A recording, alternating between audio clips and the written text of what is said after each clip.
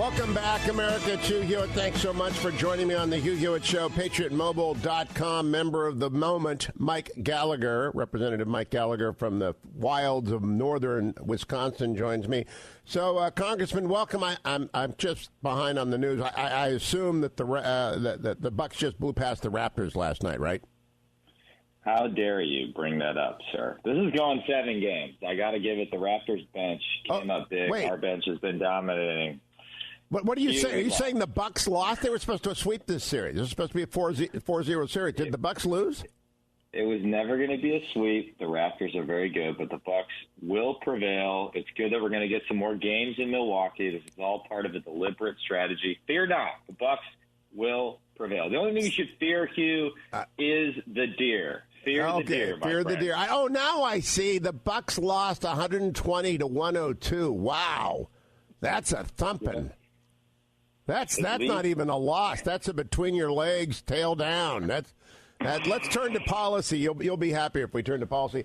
I don't know if you got to be on any of the briefings yesterday. I think they were just the Intelligence Committee briefings between Secretary of State Pompeo and Secretary of Defense Shanahan. Were you in on any of those, Mike Gallagher?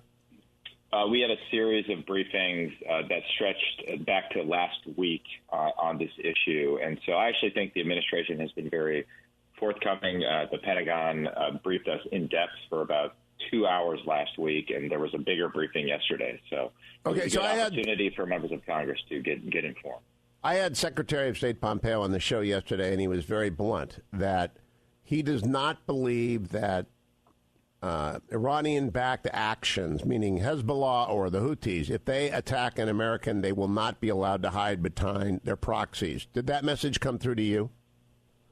Completely. This is what makes this situation so difficult. It's the way that Qasem Soleimani and the Quds Force go all around the region. They use proxies, most notably Hezbollah, but also Ansar Allah, i.e. the military wing of the Houthis. They've even supported Sunni extremist groups like Palestinian Islamic Jihad and Hamas in the past as part of a way of maintaining some plausible deniability when they conduct attacks, when they sow chaos. So to the extent the administration has the ability to clarify the connection between these proxies, many of which have U.S. blood on their hands from the past 2 decades, and the Iranian regime itself, because the chain of command goes from Qasem Soleimani directly to the supreme leader, who, despite perhaps his failing health, is still calling the shots. Rouhani, in many ways, does not get a vote when it comes to making these decisions. To the extent they can clarify that connection, I think that will go a long way towards building the case against Iran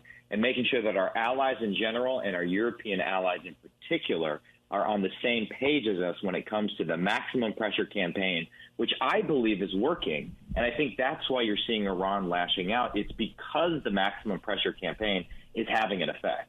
Do you think that there is a notice served element now, that the Iranians are on notice, that they may not have been on notice under President Obama, they definitely weren't, but there is no way that they're not on notice now?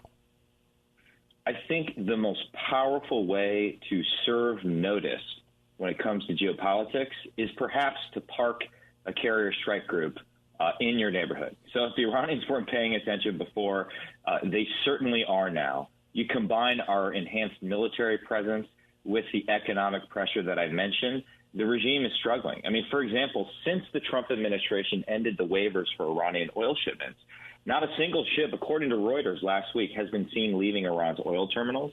Iran's currency, the rial, had lost 25% of its value against the U.S. dollar in just the past few weeks alone. And remember, Hugh, the regime is facing persistent protests from its own people who are fed up with government corruption and support for terrorism. We've had thousands of Iranians over the last 2 years risk their lives to go into the streets, in some cases yelling death to the Ayatollah and encouraging their government to end its support for terrorism. So I think the regime is in a very precarious position. We have the strong hand. While there's always a risk of miscalculation, the whole game here is deterrence. And in order for deterrence to work, we have to convince the Iranian regime that we are willing to employ any means necessary should they threaten our interests or those of our allies. So in terms of sending that message, do you think it has been received by Iran? Because what I'm trying to do is inform the public. we don't want a war. We want them to change their behavior, and they're not changing their behavior. In fact, they're escalating, and we will be obliged to respond. Is that your understanding of it? My understanding is that message has been received by the Iranian regime. I would note, however, Hugh, that Iran is doing what it has historically done, which is to say, when backed into a corner, it is attempting to engage in nuclear blackmail. For example, the regime announced that it's going to begin to produce 4 times more enriched uranium than they previously had at the Natanz facility. It's threatening to enrich its uranium stockpile closer to weapons-grade levels.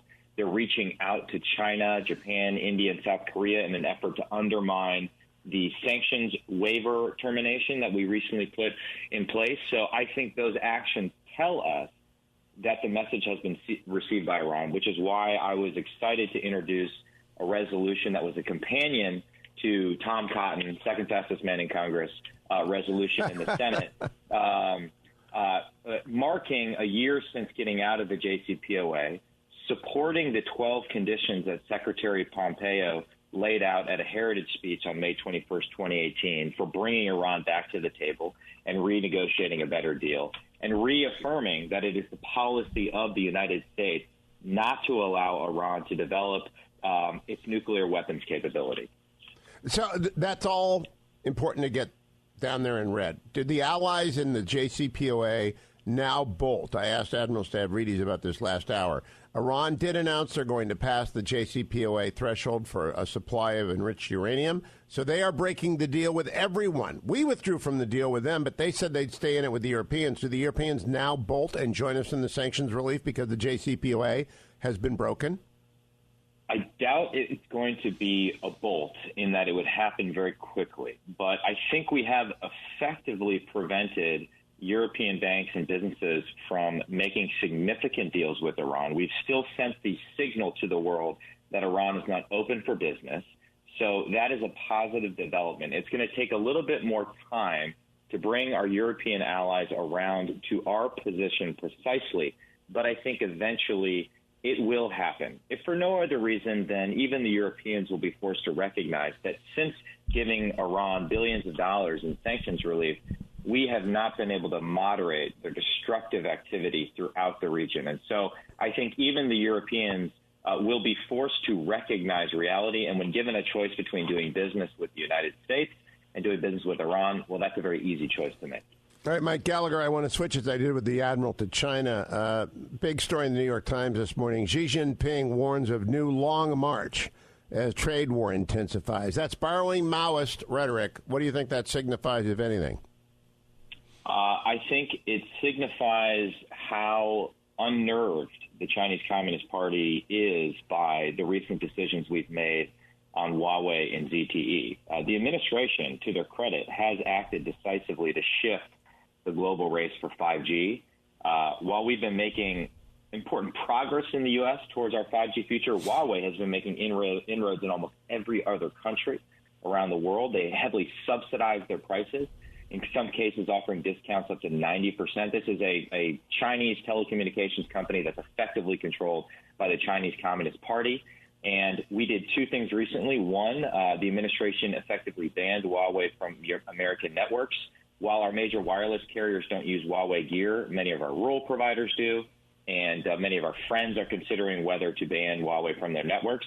But the second action we actually took was more important. The administration added Huawei and its affiliates to the Commerce Department's entities list, which means any time a U.S. company wants to sell components or technology to Huawei, it will have to receive a license. And in practice, this is likely to restrict almost all U.S. exports to the company.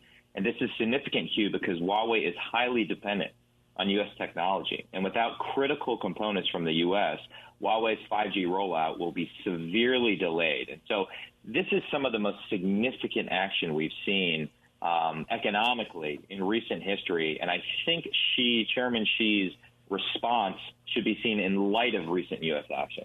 Now, the New York Times also reports this morning that in response to the mass surveillance and detention of Uyghurs, a mostly Muslim ethnic minority in China, the American blacklist has expanded for American technology to include Hikvision, which is a large, enormous Chinese surveillance company. And in response to their surveillance and detention of Muslims, the United States is saying we are not going to allow Americans to sell to Hikvision. What do you make of this move, Mike Gallagher?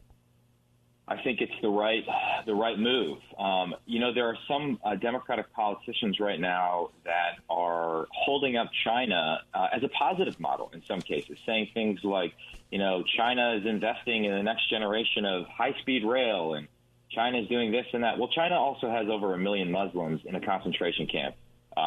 We should not forget that. We should take every opportunity we have to shine a light on the Chinese Communist Party's terrible human rights abuses, and also point out the fact that China right now is perfecting a model of total surveillance and social control via its social credit system enabled by technology that it hopes to use not only to dominate its people domestically and repress them and ensure the survival of the Chinese Communist Party, but also to export around the world, in our own hemisphere in many cases. And that is a vision of the future that is completely incompatible with our founding ideals, with the values of America and our allies. And that is a sharp contrast that is going to shape the future of the global order for many decades to come.